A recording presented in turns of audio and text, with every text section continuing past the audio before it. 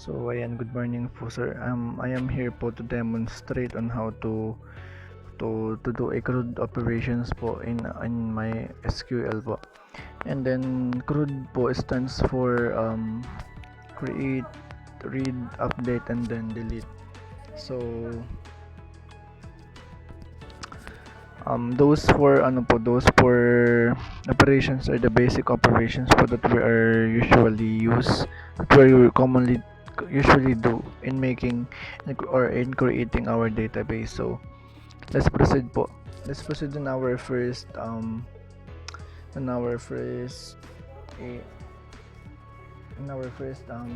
operation, which is the create. So let's create our database. Create database. So ang title po ng database na gusto na kong gawin is employee, about employee management. Wait lang, mali. Management _db. So ayan, run natin muna. Go. Ayan.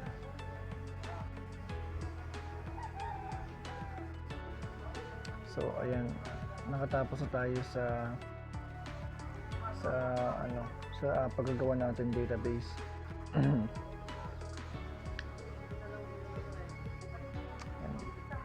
And then after you create our database, let's proceed naman in creating our table. So on creating our table, we are going to use our database titled employee management system, employee management _db. So type natin dito use the title of the name of our database, which is the employee management _db. And then since nagamit natin yung name ng ating database, we're going to create table naman using our database na syempre. So rin natin sa dito. Create table. So ating gamitin is employees.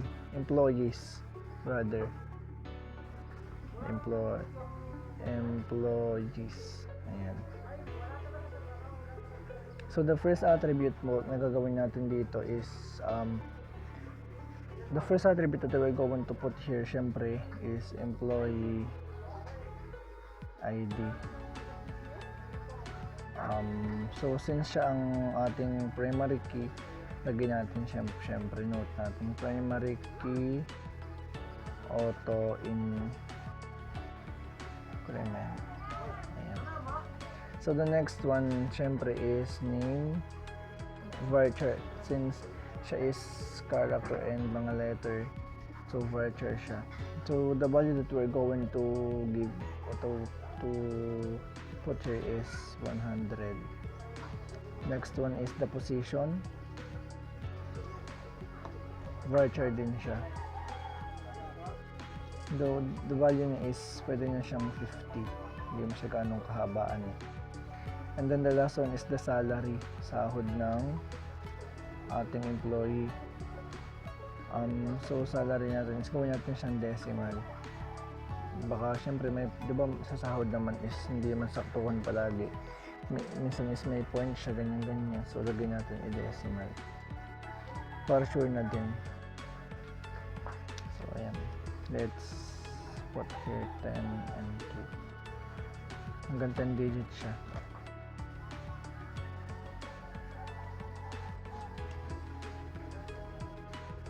So when error na natin,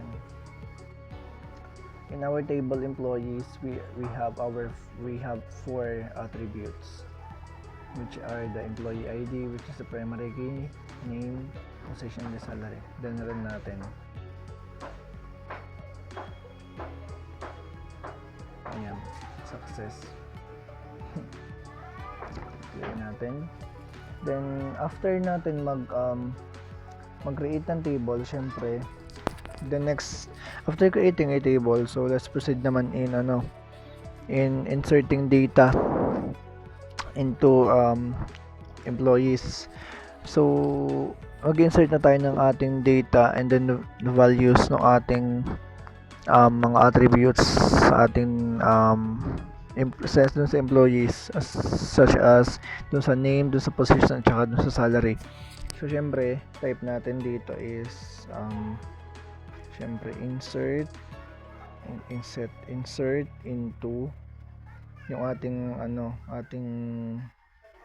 itong employees. Then nakalagay dito yung ating name, yung name ng employees, the position, and then the last one is the salary. So these three is the attributes of the table employees. So syempre nalagay na natin dito yung insert yung tatlong attributes where we're going to do na rin, or to magbibigay na rin tayo ng values kanya. So ayan.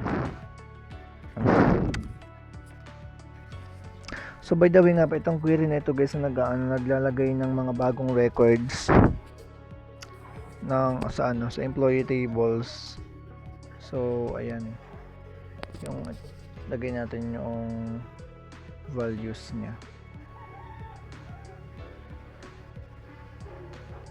So syempre lagyan natin dito yung name ng isang first employee, which is pag-isipan ko na lang is ang mga scientist na lang, as well as John Locke, Thomas Aquinas, sino pa ba, si Abraham Maslow, at saka si David Hume. Since scientist din ang pangalan ko, sir, hindi, joke lang. So since dyan na yung pangalan, name na yan dyan, then the position niya kunyari is nag-search rin ako kung anong kung pwede ko ditong ilagay sa niya position, kasi gusto ko kasi kapag may kunyari sa employee, gusto kong sa company kunyari is about siya sa na rin, technology din. So syempre lagay ko dito is the software engineer. Ayan. Then salary niya, pagpalagay natin malaki ito, nasa 300,000 kunyari. Siyempre may decimal dyan. Ayan. So ayan na yung ating values ng ating table employees, which is the name, position, the salary. So syempre ay ang name dyan yung John Locke, then software engineer sa position, the salary is just 300,000. So it depends pa naman sa inyo, it depends sa atin kung gusto pa rin natin magdagdag ng employees. So para sa akin kasi mas maganda yung dagdagan ko siya para iba-iba naman tignan. So syempre dagdagan ko pa siya ng isa since kumpleto na siya. By the way guys, yung laman ng attributes natin, yung position, salary, kumpleto na siya kasi may name na, may position na, and then may salary value na. So since gusto ko pang dagdagan, edi dadagdagan ko pa. Sabi ko nga kanina, 4 yung gusto kong gawin. So dagdag ko dito si Thomas Aquinas, si paring Thomas Aquinas. Position niya is, lagay ko dito is data analyst. Ayan. So mayroon pala dito space and then open parenthesis. Ayan. Data analyst, position is data analyst nga guys, sir. And then gusto kong gawin sa kanya is medyo laki-lakihin natin ng medyo babaan pala natin ng salary niya. Kunyari is nasa 250,000 kunyari. 250,000. Ayan. And then tapos na ang pangalawang employee natin. So gagawa pa ako ng bago. Dagdagan ko pa siya guys ng isa pa. Si David Hume. Ayan. Next one is the position niya. So lagay ko dito is cloud manager. Mali. Wala akong ganyan. Cloud Manager. Yan yung position niya. And then, gusto kong ilagay sa kanyang salary is pababa tayo. 200,000.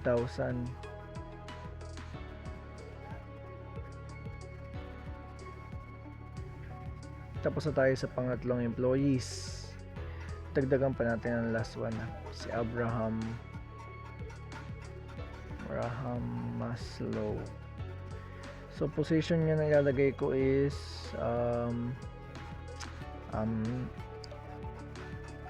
ano pa yung isa? Database Administrator. Ayan. So, ang lalagay ko ditong salary niya per month is syempre mababa na 150,000 na lang. Ayan.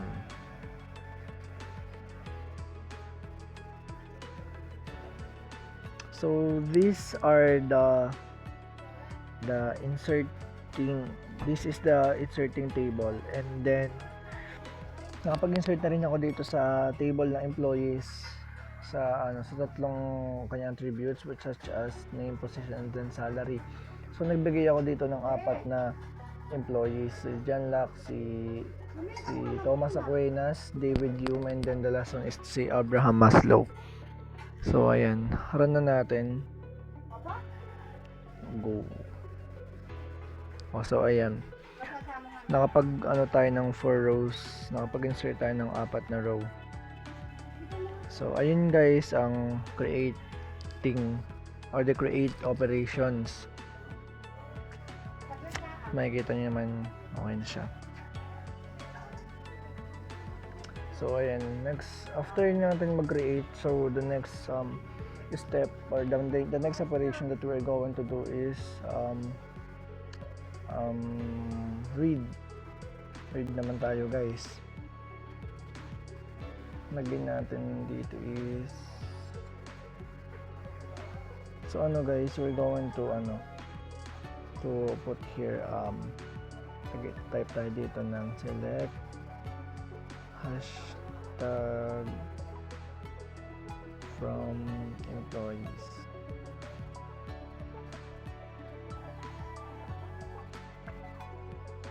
By the way guys, pag asterisk ibig sabihin ng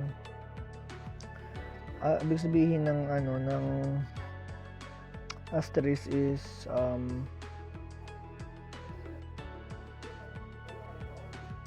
yung lahat guys ng column ay lahat guys ng column is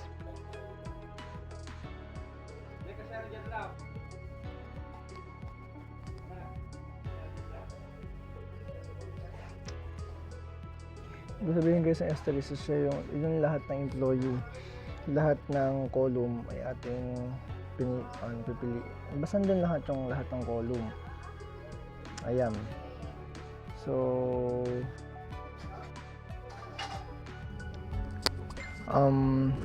by the way sir, dito po sa nasa read na operation na po tayo, 'di ba? So, dito po is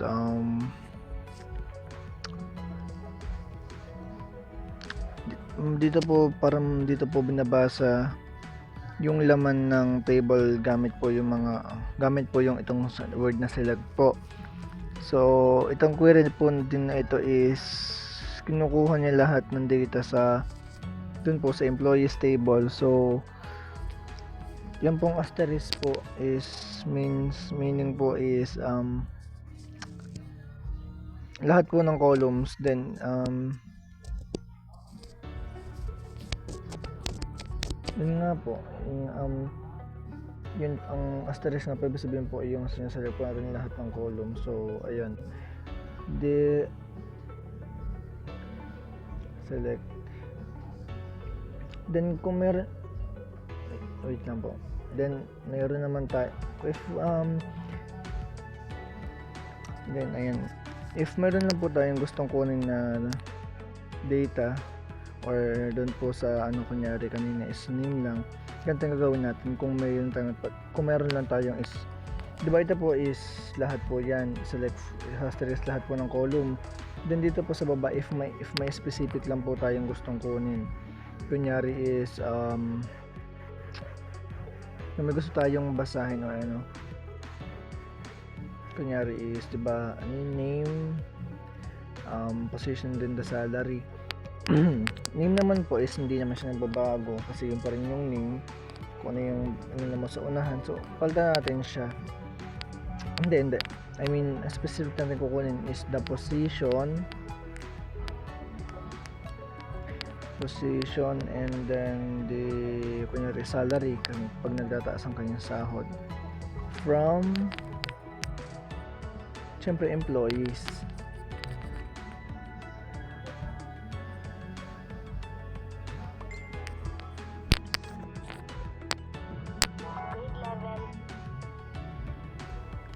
And then guys, if may specific tayo na employees na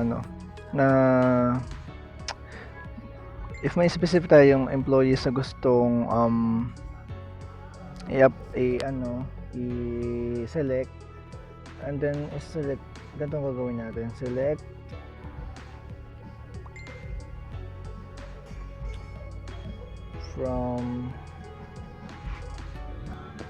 from employee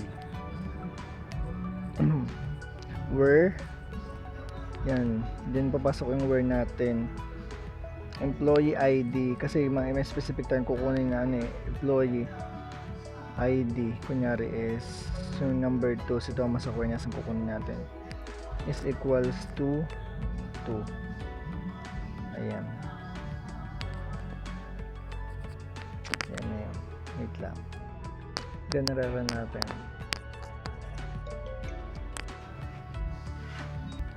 Ay hindi, wala pala nga pala guys yung ganito, sorry sir. Yan, tama na yan, promise, tama na yan. Hello, o diba, I told you sir, tama na yan. Yan, makikita nyo po dyan, dyan na po lahat yon. Then ang atin pong yan, pangalan niya Thomas Aquinas, and then data analyst siya, and then 250,000 ang kanyang salary. Makikita niyo dyan sir. So ayun, dun po ang ating read of operation, success na po siya. So and now we're done with read operations. Then now we are going to proceed and update operations. So dito tayo mag-update, dito tayo maglalagay, kunyari is may mga mali tayong na-input dun sa ating may mali tayong na-input, kunyari dun sa name or dun sa salary ba or dun sa position, then dito tayo magpapalit, dito tayo mag-update. Ito yung purpose ng update employees. Then baba is kunyari is ang mali kunyari dun ay dun sa position, kunyari hindi, dun pala sa kunyari is name, or sige dun na lang tayo sa salary mag-focus. Set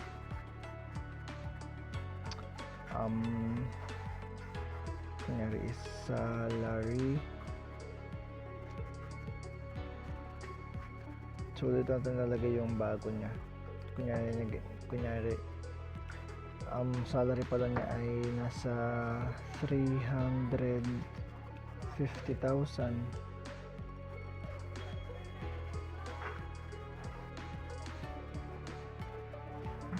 So ayan. So sino ba yung papalitan natin ng ganyan? So kunyari is si John Lack na lang, where employee ID is equals to 1. Yan, kunyari si John Lack yung papalitan natin, siya yung may mali kunyari na salary. Diba nakalagay doon sa online is 300,000 lang. So 350,000 pala. So ito yung babaguhin natin. Si employee 1 which is si John Lack. Try natin i-run. So ayun, updated na siya. Lalabas na siya doon. So makikita na rin doon yung pagbabago or yung pag-change ng kanyang salary in a month doon sa data. So ayun, tapos na tayo ng pag-update from doon sa mali na input natin doon kay John Lack. Diba kanina is si John Lack po is 300,000 na sahod o salary, then mali kunyari yun at binago natin into pinama natin yun into 350,000. So ganun lang guys ang pag-update. So nakalagay nga dun nga pala is yung where ID is number 1, diba nilagay ko dun. So para yun guys is para alam natin na si John Lack ang ating hinahanap at siya yung ating papalitan ng doon sa may mali niyang input doon. So para alam natin na siya yung papalitan. So we're done in update operation. So now let's move forward in delete operation. So yan. So dito naman sa delete na to, di ba from the word delete naman sa pagbubura, kunyari guys is yung isang employee is nag-retired or umalis na, kunyari nagbago ng trabaho or umalis sa ating company, ganyan, lumipat ng company. So syempre yun is if kailangan din natin siyang tagtagin, delete natin yun dito kasi kakain pa rin siya ng memory, ganyan. Although kakain siya ng memory, pero syempre since wala na siya sa company natin or ganyan, so pwede na natin siyang i-delete kasi hindi na naman siya dun trabaho sa company na yan. So ganito nga pala yung kung paano gawin. Delete. Ganito ang gagawin natin guys pag delete. Kailangan maging maingat tayo sa pag-delete kasi kapag hindi tayo naging maingat, baka may possibility na ma-delete natin lahat ng information and personal information or personal details ng ating employee. So kaya ingat-ingat tayo. Delete from, so syempre employees natin, were, lagay din natin dito. Ito kasing were na to, kumbaga we can use it to be yung para maging specific tayo kung alin yung ating hinahanap, kung alin yung ating aalisin. So kaya may were dyan. Delete from employees were employee ID natin. Kasi doon lang naman employee ID is equals to, kunyari umalis si Abraham Maslow, diba 4 yun is 4. So ayan, siya yung aalis. So kaya kailangan, diba yung student employee ID ni John Lack is 1, employee ID 2 is si Thomas Aquinas, employee 3 is David Hume, and then the last one is si Abraham Maslow. So alis Abraham Maslow, kaya yung ating i-delete. So are you sure daw? Okay, maging maingat pa rin tayo So yan, wala na si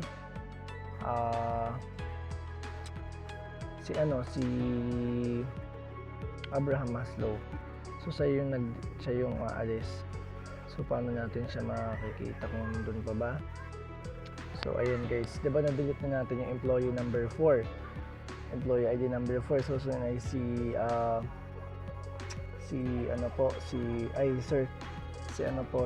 Abraham Maslow. So dito, makikita niyo po dito sa ating employee data, ganyan, wala na siya dito, syempre.